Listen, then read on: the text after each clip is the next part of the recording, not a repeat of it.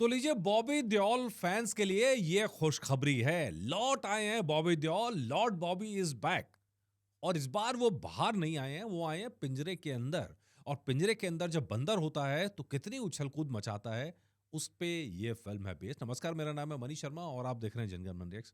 काफी दिन हो गए थे और एपिसोड नहीं ला पा रहे थे, लेकिन कुछ कुछ तकनीकी दिक्कतें कह लीजिए, कुछ और दिक्कतें कह लीजिए, जिनकी वजह से एपिसोड्स ला नहीं पा रहे थे। लेकिन अब कोशिश करते हैं कि अब ये सिस्टम चलता रहे। और बहुत सारी टेक्नोलॉजिकल चेंजेस भी हम लोगों ने किए हैं, मतलब बहुत सारी चीज़ें चल रही थी इस बीच में।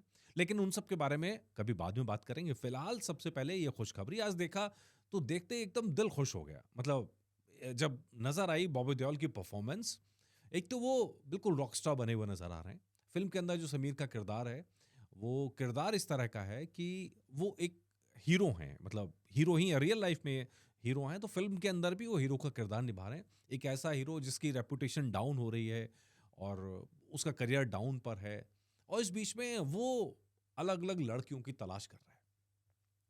ये किरदार निभाना, ये किरदार चूज़ करना किसी हीरो के लिए ये कितना डिफ़िकल्ट काम है, ये आप समझ सकते हैं। लेकिन हम बॉबी देओल को जानते हैं, पिछले काफ़ी समय से हम उन्हें लगातार देख रहे हैं कि वो एक से एक चैलेंजिंग जो रोल होते हैं, चैलेंजिंग रोल होते हैं, उनको एक्सेप्ट कर रहे हैं। चाहे उस रोल के लिए उनको अपनी शर्म छोड़नी पड़ जाए, उस रोल के लिए चाहे उनको जो अपनी इमेज है उसको तोड़ना पड़ जाए। अब जब आश्रम का रोल वो करते हैं तो आप देखिए, मतलब विलेन के कैरेक्टर में उतर जाते हैं। पिछले दिनों हमने उन्हें कई सारे विलेन के कैरेक्टर्स में देखा। लेकिन इस फ़िल्म में टेक्निकली वो विलेन के कैरेक्टर में नहीं है। इस फ़िल्म में टेक्निकली कोई हीरो ही नहीं है। इस फ़िल्म के अंदर जो सिचुएशंस हैं, सिचुएशंस में एक इंसान है। This is really story telling. Anurag Kashyap ने फ़िल्म को डायरेक्ट किया, उनका अपना एक स्टाइल है और उस स्टाइल के अंदर बड़ा रियलिज़्म के साथ में यहाँ पर बॉबी देओल को उन्होंने चूज़ किया है। ये बड़ा मज़ेदार है। एनिमल के बाद से जिस तरह का ये कमबैक हम देखने को मिल रहे हैं बड़े पर्दे पर, कई सारी साउथ की फ़िल्मों के अंदर नज़र आए। लेकिन अब ये जो फ़िल्म है, इस फ़िल्म में वो विलेन की तरह नज़र नहीं आ रहे हैं। इस फ़िल्म में वो एक इंसान की तरह नज़र आ रहे हैं, जिसकी अपनी ताकत है, जिसकी अपनी कमज़ोरियाँ हैं। जो प्रोमो आया है, रिलीज़ हुआ आज, उसके अंदर वो कहते भी है, कभी-कभी लगता है कि मैं बहुत बुरा इंसान हूँ। मतलब वो खुद कह रहा है, जो फ़िल्म का हीरो टेक्निकली है, वो खुद इस बात को कह रहा है, क्योंकि ये किसी एक इंसान के हीरोइज़्म की कहानी नहीं है, ये रियल लाइफ़ की घटनाओं पर इंस्पायर्ड स्टोरी है।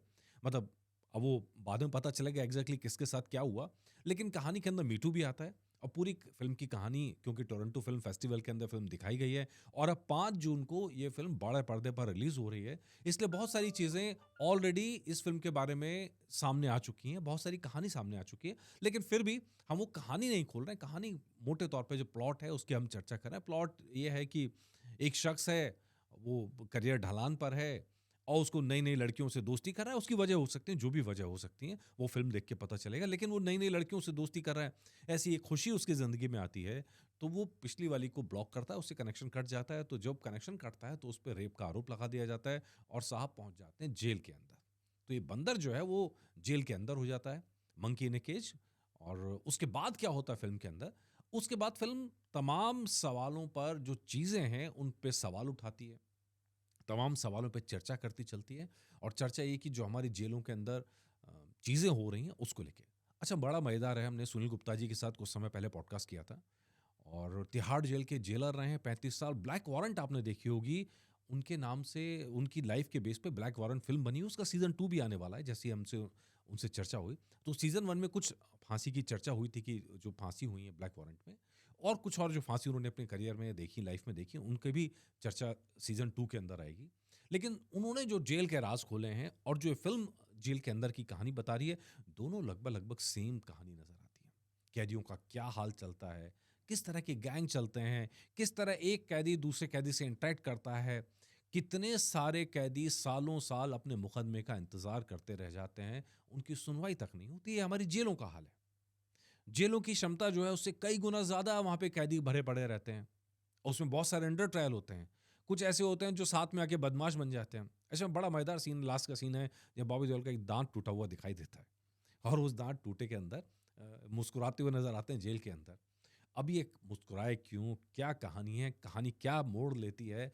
मुकदमे कैसे चलते हैं? क्या वो इस आरोप से निकल पाते हैं कि नहीं निकल पाते हैं? ये सब बात की बातें। लेकिन फ़िलहाल जितनी परफ़ॉर्मेंस नज़र आई है, चाहे टोरंटो फ़िल्म फेस्टिवल से जो रिएक्शंस आए थे उसकी बात कर लीजिए, बॉबी एकदम सुपर परफ़ॉर्मिंग रोल के अंदर नज़र आ रहे हैं।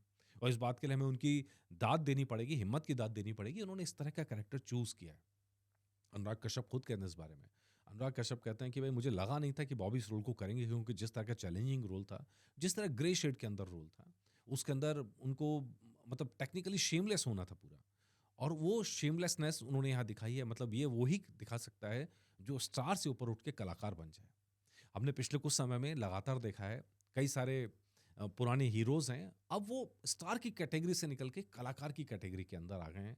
और जो ये नहीं कर पाया है, वो अभी भी उसी साइकिल के अंदर फँसा हुआ नज़र आता है। बॉबी देओल को बहुत-बहुत शुभकामनाएँ कि वो इस साइकिल से बाहर आ गए हैं, वो पूरी तरह से कलाकार हैं।